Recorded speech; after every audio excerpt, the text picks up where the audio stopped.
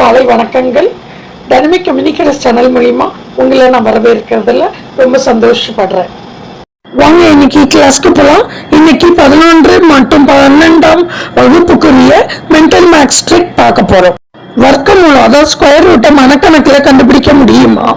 அதுக்கான ட்ரிக்கு கடைசி 2 நம்பரை கவனிங்க. அப்புறம் எந்த 2 நம்பருக்கு நடுவில் இருக்குன்னு யோசிங்க. 2025 வர்க்கமூலம் ஸ்கொயர் ரூட் என்ன? முதல்ல 40 ஸ்கொயர் பாருங்க. 40 × 40 1600. அடுத்தது பாருங்க 50 ஸ்கொயர் 50 × 50 2500. அதனால 40க்கும் 50க்கும் நடுவுல தான் இதனுடைய ஆன்சர் இருக்குன்னு கண்டுபிடிக்கலாம். இப்போ 2025ஓட கடைசி 2 நம்பரை பாருங்க. அது 25ல முடியுது. அதனால 5ல முடியும் என்ன யோசிங்க.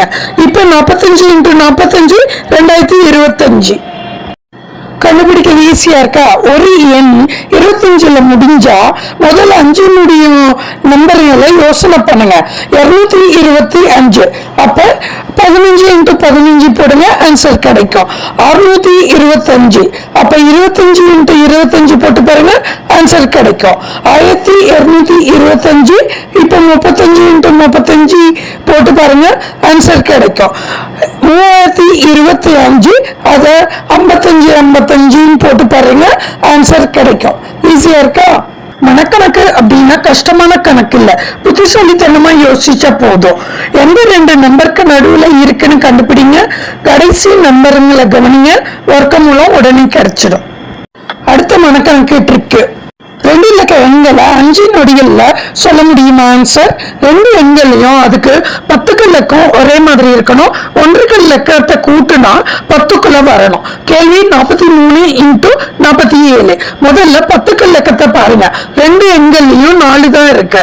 ரெண்டாவது அந்த 4க்கு 1 கூட்டுங்க. 4 + 1 5. இப்போ 4 × 5 பெருக்குனா 20 வரும். இதுதான் விடையின் முதல் பாதி. அடுத்தது 1 இலக்கத்தை பெருக்குங்க. 3 × 7 பெருக்கணும். அதனுடைய ஆன்சர் 21. இதுதான் ஆன்சருடைய கடைசி 2 இலக்கங்கள். அப்ப ஆன்சர் 43 × 47 2021. இந்த ட்ரிக் எப்ப வேலை செய்யும்? 10 இலக்கம் 2 எண்கள்லயும் ஒரே மாதிரி இருக்கணும்.